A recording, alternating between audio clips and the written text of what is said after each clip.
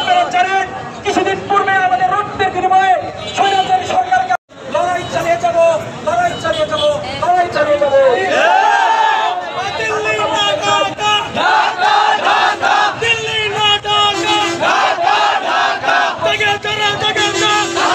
ভারতের সাথে যুদ্ধ হবে ইনশাআল্লাহ।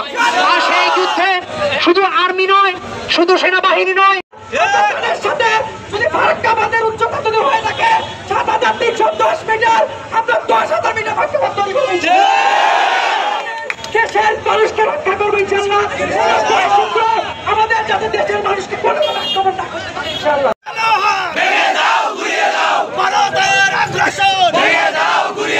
আমার দেশে পানি কেন?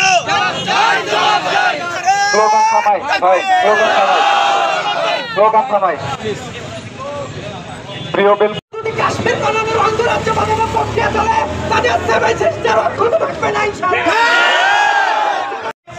সম্মান যদি না থাকে এই উপমহাদেশে ভারতের স্বাধীনতার কোন সার্বভৌমত্বের কোন সম্মান থাকবে না।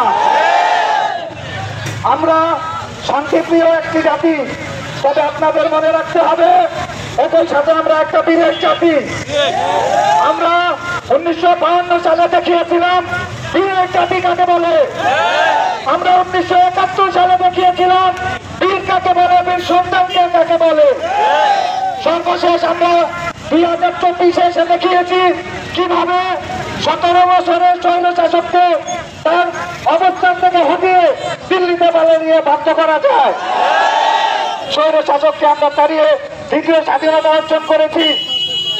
এই কারণে আমি বলতে চাই, আমরা যদি মাত্র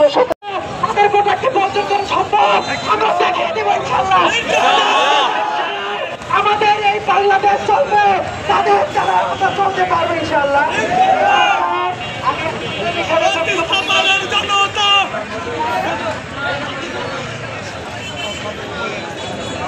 আচ্ছা, এই পর্যায়ে একটা কথা বলতে চাই, ভারত থেকে আমরা প্রত্যেক বছর 1,40,000 কোটি টাকা পণ্য আমদানি করে থাকি, যেটা ডলারে হয় না, যেটা তাদের মন গতিরূপে হয়।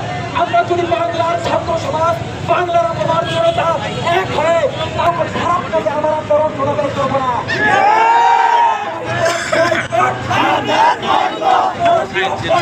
বয়কট